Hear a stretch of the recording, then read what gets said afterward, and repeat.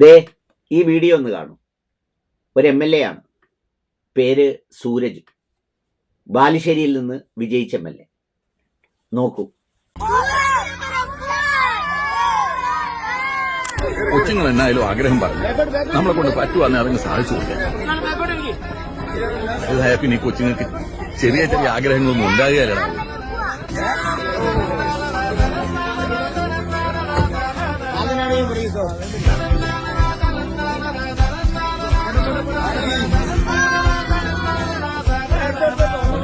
ഇനി ബാക്കി പറയാം. നമ്മൾ അധികാരം വരും പോവും. മനുഷ്യനെ മനുഷ്യനായി കാണാൻ എല്ലാവരും പഠിക്കണം. അത് ചിലപ്പോൾ ഈ പറഞ്ഞതുപോലെ അധികാരം വന്നേക്കും, അത് പോയേക്കും, മന്ത്രിയായിരിക്കും, മന്ത്രി അല്ലാതാവും, ഒന്നുമല്ലാത്ത ആൾ മന്ത്രിയാവും, MLA ആവും, ഒക്കെ ആവും. പക്ഷെ അഹങ്കരിക്കരുത്. പ്രത്യേകിച്ച് നമ്മളെക്കാൾ ദുർബലരോട് ഒരിക്കലും അമിതാധികാരത്തിൻ്റെയും അഹങ്കാരത്തിൻ്റെയും ഭാവം കാണിക്കരുത്. അവിടെ സൂരജ് പരാജയപ്പെടുത്തിയത് സച്ചിൻ ദേവിനെയാണ്. സച്ചിൻ ദേവ് ആരാന്ന് വെച്ചാൽ തിരുവനന്തപുരത്തെ മേയർ ആര്യ രാജേന്ദ്രൻ്റെ ഭർത്താവായിരുന്നു സച്ചിൻ ദേവ്. ഈ സച്ചിൻ ദേവ് യഥാർത്ഥത്തിൽ രംഗത്ത് വരുന്നതും എല്ലാവരും കാണുന്നതും ഒരു പാവം KSRTC-കാരൻ്റെ മേൽ ബലം പ്രയോഗിക്കുമ്പോഴാണ്. പിണറായി വിജയൻ സഖാവിന് ചില അധികാരങ്ങളും അവകാശങ്ങളും ഒക്കെ സമൂഹം കൽപ്പിച്ചു കൊടുക്കും. കാരണം എത്രയോ വർഷങ്ങളായുള്ള ഒരു മനുഷ്യൻ എന്നൊക്കെയുള്ള രീതിയിൽ.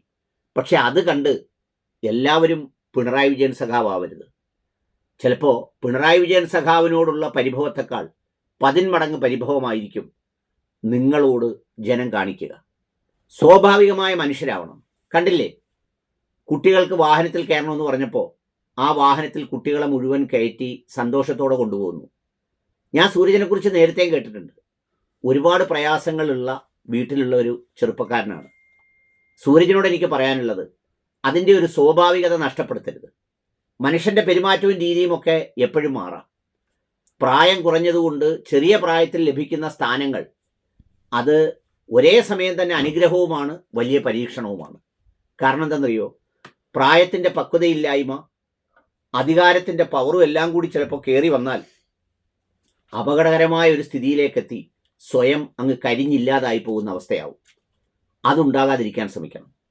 ഏതായാലും ഇത്തരമൊരു മനോഹരമായ ദൃശ്യം കണ്ടപ്പോൾ, പ്രത്യേകിച്ച് സച്ചിൻ ദേവിനെയാണ് തോൽപ്പിച്ചതെന്ന് കണ്ടപ്പോൾ, സച്ചിൻ ദേവ് ആ രാത്രിയിൽ ആ പാളയത്തെ ജംഗ്ഷനിൽ ആ പാവൻ ഡ്രൈവറോട് കാണിക്കുന്ന ഒരു സംഗതിയൊക്കെ ഉണ്ടല്ലോ.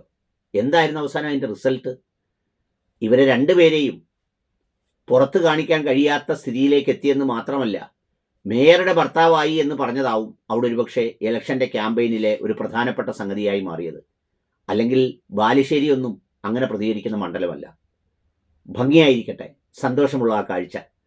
ഇങ്ങനെ ഒരു വിശദീകരണം കൂടി ചേർത്ത് പങ്കുവെക്കണമെന്ന് വിചാരിച്ചു.